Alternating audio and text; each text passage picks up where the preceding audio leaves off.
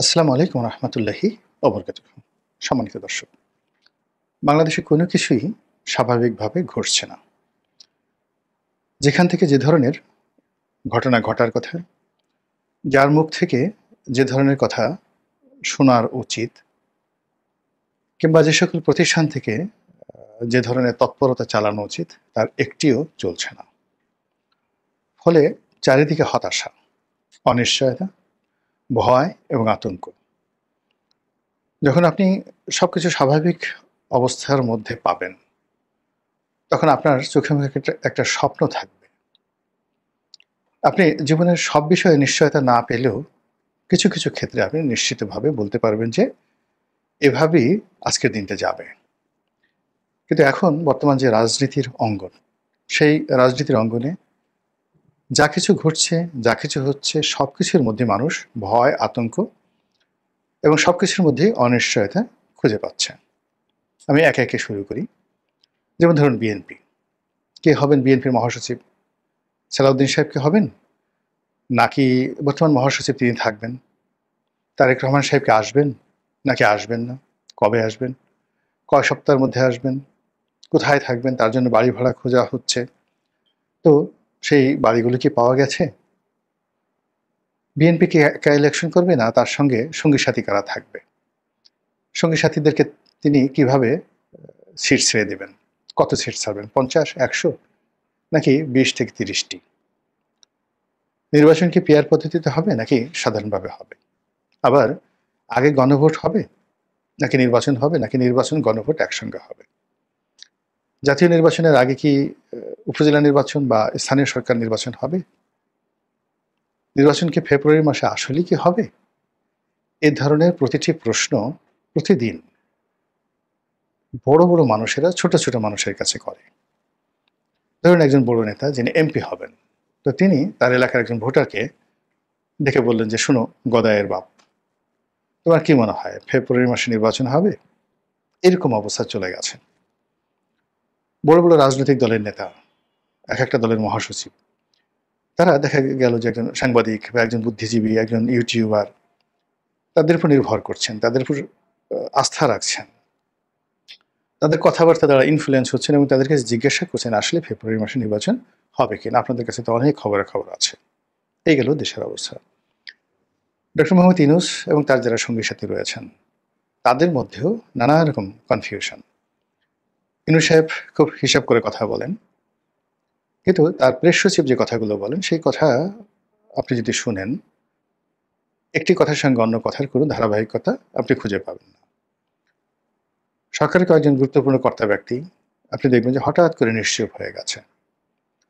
আসিফ নজরুল সাহেব, আদিলুর রহমান শুভ্র সাহেব, সৈয়দা রেজওয়ানা হাসান, ওনারা যে কথাগুলো বলতেন সম্মুখ সারিতে এসে, এখন সেই কথাগুলো শোনা যাচ্ছে না। সরকারের কার্যত কোনো মুখপাত্র এখন নেই বললেই চলে।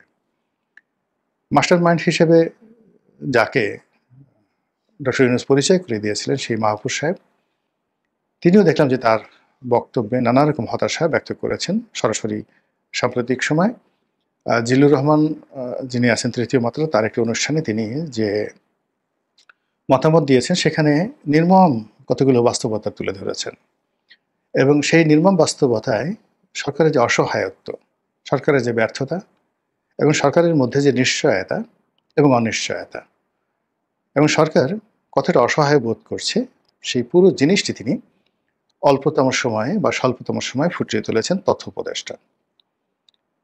এর বাইরে আসিফ মাহমুদ সজীব ভুঁইয়া, তার একটা সাক্ষাৎকার দেখলাম। তো সেই সাক্ষাৎকারে তিনি বলার চেষ্টা করছেন যে ঢাকা দক্ষিণ সিটি কর্পোরেশনের মেয়র পদে নিয়োগ দেওয়ার জন্য ইশরাককে নিয়োগ দেওয়ার জন্য যে চাপ ছিল, সেটা তিনি ঠেকিয়ে দিয়েছেন বা তিনি রাজি হননি।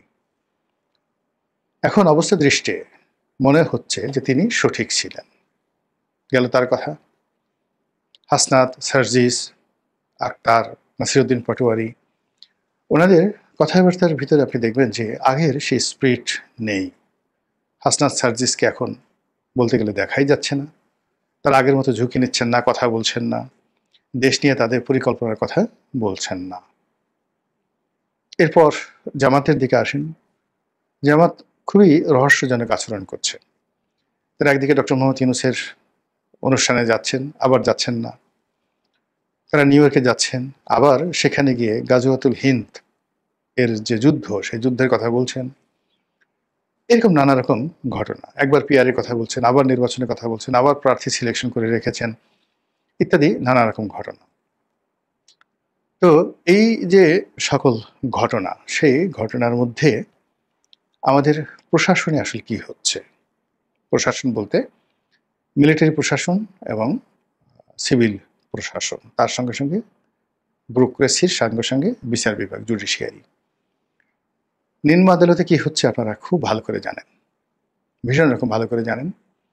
আর উচ্চ আদালতে যেটি হচ্ছে সেটি আকার ইঙ্গিতে বলতে হবে। এর কারণ হলো আমাদের দেশে কন্টেম্পট অফ কোর্ট, এটি কখন কার উপর খড়ক হিসেবে নেমে আসে বলা যায় না।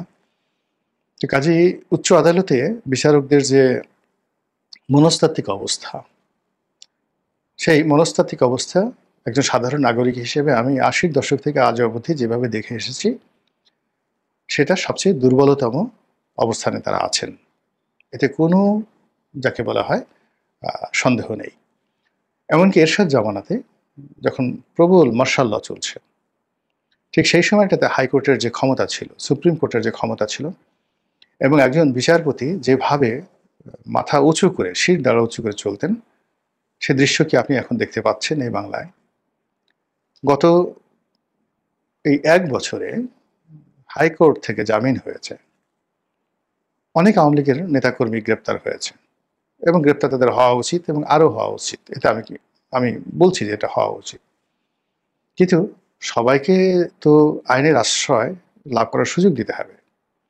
২ নম্বর হলো যে গণহারে যেভাবে গ্রেপ্তার করা হয়েছে এবং যেভাবে গণহারে মামলা দেওয়া হয়েছে এবং সবাইকে হত্যা মামলা যেভাবে জড়ানো হয়েছে, আপনি কি বলেন এটা সমর্থন করেন? যে একজন প্রধান বিচারপতি খায়রুল হক, তার বিরুদ্ধে অভিযোগ তিনি এটা করেছেন, ওটা করেছেন, শেখ হাসিনার কথা মতো রায় পরিবর্তন করেছেন, সুপ্রিম কোর্টের মান মর্যাদা নষ্ট করেছেন, ভালো কথা, তাকে শাস্তি দিন। কিন্তু তিনি হত্যা করেছেন, হত্যাকাণ্ডে অংশগ্রহণ করেছেন, এই কথা শুনতে হবে, আর এ বিচার করতে হবে, এই রায় লিখতে হবে, এ দৃশ্য দেখতে হবে। এটা একজন বিচারকের জন্য যদি ন্যূনতম আত্মমর্যাদা বোধ থাকে, তার কতটা কষ্ট, কতটা বেদনা, এটা আপনাকে বুঝতে হবে। বিচারকদের বদলি, নিয়োগ, পৃথক পৃথক যে সচিবালয় প্রতিষ্ঠা, এসব নিয়ে রীতিমতো যে কাণ্ড ঘটছে মন্ত্রণালয়ের মধ্যে, এগুলো বলা যাবে না। তবে আইন মন্ত্রণালয়ে আমি সেই অনেক আগের থেকে আইন মন্ত্রণালয়ের কর্মকাণ্ড দেখে আসছি। লয়ের একজন ছাত্র হিসেবে, ঢাকা বিশ্ববিদ্যালয়ের লয়ের একজন ছাত্র হিসেবে আমার বন্ধুরা ওই মন্ত্রণালয়ে চাকরি করেন, আমার বন্ধুরা সুপ্রিম কোর্টে আছেন শীর্ষ আইনজীবী হিসেবে, তারা বিচারক হিসেবে আছেন। তো কাজেই ওখানকার ঘটনা জানি। এই মুহূর্তে আইন মন্ত্রণালয়ে যা কিছু ঘটছে, বিশ্বাস করেন সুখকর নয়। ওখানে কোনো একটি মানুষ সুখে নেই, এবং সবচেয়ে বেশি সেন্সিটিভ যে জায়গাটি, সেটি হলো উত্তরপাড়া, অর্থাৎ ক্যান্টনমেন্ট। এখন সেই ক্যান্টনমেন্টে যে আসলে কি হচ্ছে, প্রতিদিন অসংখ্য গুজব ডালপালা বিস্তার করছে। সেনাবাহিনী পূর্ণ উদ্যমে মাঠে আছে ম্যাজিস্ট্রেসি পাওয়ার নিয়ে, অথচ তারা বেশিরভাগ ক্ষেত্রে তাদের সেই ক্ষমতা প্রয়োগ করে কোনো অপারেশনে অংশগ্রহণ করছেন না, অথচ তারা যেভাবে নীরব ভূমিকা পালন করছেন, এটাই সবচেয়ে ভয়ের কারণ। দ্বিতীয়ত হলো যে তাদেরকে যেভাবে বিভিন্ন মহল থেকে, দেশের বাইরে থেকে যেভাবে গালাগাল করা হচ্ছে, সেই গালাগালের মাধ্যমে তাদের সঙ্গে আমাদের যে সিভিল সোসাইটি, তাদের সঙ্গে আমাদের যে রাজনীতিবিদ এবং এই সময় যারা বিপ্লবী, এই সকল গোষ্ঠীর সঙ্গে মানে এক সমুদ্র সমপরিমাণ দূরত্ব তৈরি হয়ে গেছে। এবং সেই দূরত্বের কারণে মূলত আজ থেকে ৬ মাস আগে ক্যান্টনমেন্টের দরজা যেভাবে খোলা ছিল সকলের জন্য, আমি অনেক দিন যাবৎ পার্সোনা নন গ্রাটা ছিলাম। ক্যান্টনমেন্টে আমাকে ঢুকতে দেওয়া হতো না আওয়ামী লীগ জমানাতে। সম্পর্ক ভালো ছিল অনেকের সঙ্গেই, এই জন্য ঢাকা ক্যান্টনমেন্টে মাঝে মধ্যে গিয়েছি। কিন্তু নৌবাহিনী বা বিমান বাহিনীর কোনো অনুষ্ঠানে একেবারে বলতে গেলে যাওয়ারই মতো কোনো সাহস আমার ছিল না। তো দেখা গেল যে এই সরকার ক্ষমতা আসার পরে ক্যান্টনমেন্ট শুধু আমাদের মতো নয়, আরও অনেকের জন্য উন্মুক্ত করে দিয়েছে। কিন্তু সাম্প্রতিক সময় সেই ক্যান্টনমেন্টের দরজা আবার বন্ধ হতে শুরু করেছে। এবং বিপ্লবীদের শীর্ষ নেতা জনাব হাসনাত আবদুল্লাহ অতি সম্প্রতি ক্যান্টনমেন্টে ঢুকতে পারেননি। এটা সারা বাংলাদেশে তোলপাড় করা একটা খবরে পরিণত হয়েছে এবং এটা কেন হলো, কিভাবে হলো। তো সামনে সেনাপ্রধান জনাব ওয়াকারুজ্জামান, তার কার্যকালের মেয়াদ খুব অল্প, সম্ভবত এই বছরই শেষ হবে। তো সে পদে কে আসবেন বা তিনি থাকবেন কিনা, থাকার পর তার অবস্থা কি হবে, আবার নতুন করে আওয়ামী লীগের যে তৎপরতা শুরু হচ্ছে সেই তৎপরতার সঙ্গে ভারতের কি সম্পর্ক রয়েছে, আমেরিকার কি সম্পর্ক রয়েছে, বা আমাদের আমলাতন্ত্রে যে সকল আওয়ামী কুশীলব বসে আছেন তারা আওয়ামী লীগের সঙ্গে কোনো যোগাযোগ রক্ষা করছেন কিনা, এই সমস্ত নিয়ে নানা রকম আতঙ্কজনক খবর ছড়িয়ে পড়েছে। আর তারই প্রেক্ষিতে যারা রাষ্ট্র চালাচ্ছেন, এনসিপি, জামাত, তাদের মধ্যে আতঙ্কের শেষ নেই। অন্যদিকে বিএনপি প্রথমে যেভাবে আত্মবিশ্বাসী ছিল এবং সবকিছু তাদের নিয়ন্ত্রণে হচ্ছে এবং হবে, তারা যেভাবে এগিয়ে যাচ্ছিল, ইদানিংকালে তাদের সেই চিন্তা, তাদের গতি সবকিছুতেই ভাটা পড়েছে। তারা এখন প্রথমত নিয়তি নির্ভর হয়ে পড়েছেন যে আল্লাহ যা কিছু করেন ভালোর জন্য করেন, যা কিছু করবেন ভালোর জন্যই করেন, আল্লাহ তকদিরে থাকলে হবে, নাহলে হবে না, যদি থাকে নসিবে আপনি আপনি আসিবে। দ্বিতীয়ত, তারা অতিমাত্রায় ডক্টর মোহাম্মদ ইউনূস নির্ভর হয়ে গেছেন। তাদের ধারণা যে এই মানুষটির সদিচ্ছা, এই মানুষের ইচ্ছা, এবং কেবলমাত্র তিনি যদি নির্বাচন দেন সেই নির্বাচনের মাধ্যমে তারা বিজয়ী হবেন। কাজেই ইউনূস তোষণ এবং ইউনূসের সঙ্গে অ্যাডাপশন, এই দুটো কাজ করার জন্য বিএনপি যেভাবে সর্বশক্তি নিয়োগ করেছে তার একটা নমুনা আমরা দেখতে পেলাম, যে নজিরবিহীনভাবে, অনেকটা অযাচিতভাবে অপমানিত হয়ে সারা দেশে বিতর্কের ঝড় তুলে ডক্টর মোহাম্মদ ইউনূসের সফর সঙ্গী হয়ে বিএনপির বর্ষিয়ার নেতা, সম্মানিত নেতা জনাব মির্জা ফখরুল ইসলাম আলমগীর লন্ডনে গেলেন, না মানে আমেরিকাতে গেলেন, এবং সেখানে গিয়ে যে অবমাননাকর, অস্বস্তিকর পরিবেশে পড়লেন। সেক্ষেত্রে এই যে তার লন্ডন ভ্রমণের, আবার ভুল হচ্ছে, বারবার শুধু যেহেতু তারেক জিয়া লন্ডনে থাকেন, লন্ডনের কথা চলে আসে। তো তার এই আমেরিকা যে ভ্রমণ, এটিকে বিএনপির যারা নেতাকর্মী তারা কোনো অবস্থাতেই স্বাভাবিকভাবে নিতে পারেনি, এবং তিনি সেখানে গিয়ে যে একটা বিরূপ অবস্থার মধ্যে পড়েছেন এবং সেই বিরূপ অবস্থার মধ্যে গিয়ে আবার বিরূপ কথাবার্তা বলছেন, তা নিয়েও কিন্তু যথেষ্ট বিতর্ক হচ্ছে। সেগুলো নিয়ে আরেকটা ভিডিও হয়তো করব।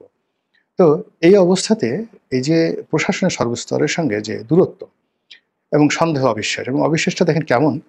সিইসি, প্রধান নির্বাচন কমিশনার, তিনি একটি হৃদয় বিদারক বক্তব্য দিয়েছেন। তিনি টেলিফোনে কারোর সঙ্গে কথা বলেন না। এই কারণ হলো তার মনে একটা আতঙ্ক জমে গিয়েছে যে টেলিফোনে কথা বললে কেউ যদি রেকর্ড করে এবং সেটাকে এআই দিয়ে, ধরুন আপনার একটা কণ্ঠ আছে, কথা বললেন যে কোনো একজন লোকের সঙ্গে, সেই কনভারসেশনটিকে এআই প্রযুক্তি দিয়ে নানাভাবে কন্টামিনেট করে ছেড়িয়ে দেওয়া হলো যে এই কথা সে বলেছে, এবং এটা এতটা নিখুঁত, মানে ইদানিং এআই প্রযুক্তি দিয়ে প্রায় সব কিছু, আপনার কণ্ঠকে, আপনার চরিত্রকে, আপনাকে পুরো ভিডিও, মানে আপনাকে নিয়ে একটা চলচ্চিত্র তৈরি করা যাবে। 30 মিনিট নয়, 3 ঘন্টার একটা চলচ্চিত্রে আপনি অভিনয় করবেন, অথচ আপনি কিছুই জানেন না। এই প্রযুক্তি এই পর্যায়ে চলে এসেছে। ফলে প্রায় সব মানুষই আতঙ্কের মধ্যে আছেন। তো সেই আতঙ্কের মধ্যে সামনের যে একটা নির্বাচন, দেশের এই দুরবস্থা, এবং আগামীতে রাজনীতির যে মেরুকরণ কোন পর্যায়ে পৌঁছবে তা কেবলমাত্র মহান আল্লাহ রাব্বুল আলামিন বলতে পারেন।